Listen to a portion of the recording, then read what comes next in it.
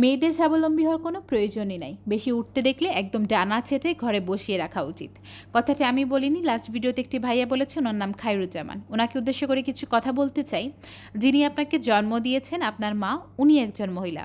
যিনি আপনার স্ত্রী, আপনার সন্তানের মা, আপনাকে রোজ রান্না করে খাওয়ায়, আপনি বাইরে গেলে আপনার জন্য চিন্তা করে, আপনি অসুস্থ হলে আপনার সেবা যত্ন করে, উনি একজন মহিলা।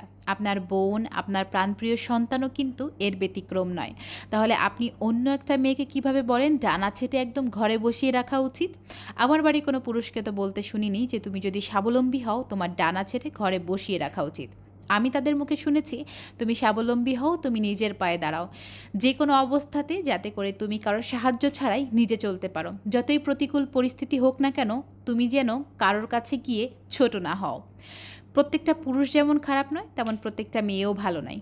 ভালো খারাপ সকলের মধ্যে থাকে, তবে আপনি কিন্তু অন্যকে ছোট করে কথা বলতে পারেন না। কোনো মহিলা যদি তার হাজব্যান্ডকে একটু সাহায্য করতে চায় বা তার বাবাকে একটু সাহায্য করতে চায়, তাতে তো কোনো ক্ষতি নেই, তাই না? যার ঘরে কোনো ছেলে সন্তান নাই, এমন অনেক বাবা আছেন, তার মেয়েটা যদি একটু স্বাবলম্বী হয়ে বাবা মার খেয়াল রাখে, তাতে ক্ষতি কি বলেন তো? মেয়েদের বিয়ের পরে, শ্বশুরবাড়ি চলে যাওয়ার পরে হাজব্যান্ডের থেকে টাকা নিয়ে বাবা মাকে সাহায্য করা কিন্তু একটা অসম্ভব ব্যাপার প্রায়। কারণ আমাদের বিয়ের পরে বলা হয় এই ঘর সংসারটা তোমার, কিন্তু ছেলেদেরকে কিন্তু বলা হয় না তোমার শ্বশুরবাড়ির সংসারটা তোমার। তাই মেয়েদের কিন্তু একটা টান থেকেই যায়, একটা দায়িত্ব থেকেই যায়। বিয়ের পরে যেমন তার হাজবেন্ড তার বাবা মার জন্য অনেক কেনাকাটা করে, অনেক বাজার করে আনে, কই শ্বশুরবাড়ির জন্য কি ঠিক এভাবে কেনাকাটা করে বা এভাবে বাজার করে আনে? কোনো মেয়েকে কি বলা হয় তুমি এখনও ঠিক তোমার বাবা মায়ের সেভাবেই খেয়াল রাখবে যেভাবে তুমি আমাদের খেয়াল রাখবে? কোনো শ্বশুরবাড়ি থেকে কিন্তু এই কথাটা বলা হয় না।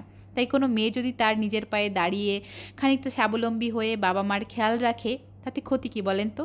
ধর্মেও কি কোথাও বলা আছে তুমি শুধু শ্বশুর শাশুড়ির সেবা যত্ন করবে, তোমার বাবা মার সেবা যত্ন করবে না? শ্বশুর শাশুড়িও যেমন আমার, বাবা মাও কিন্তু ঠিক আমার।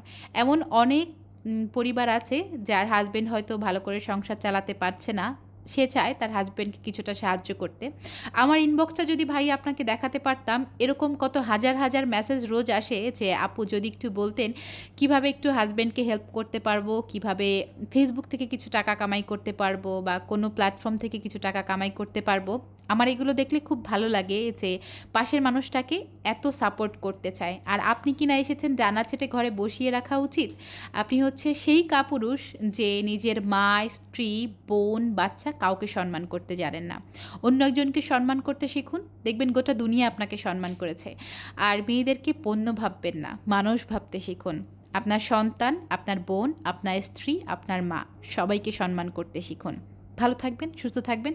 আমার কথায় কেউ কষ্ট পেলে আমাকে ক্ষমাসুলভ দৃষ্টিতে দেখবেন। আল্লাহ হাফেজ।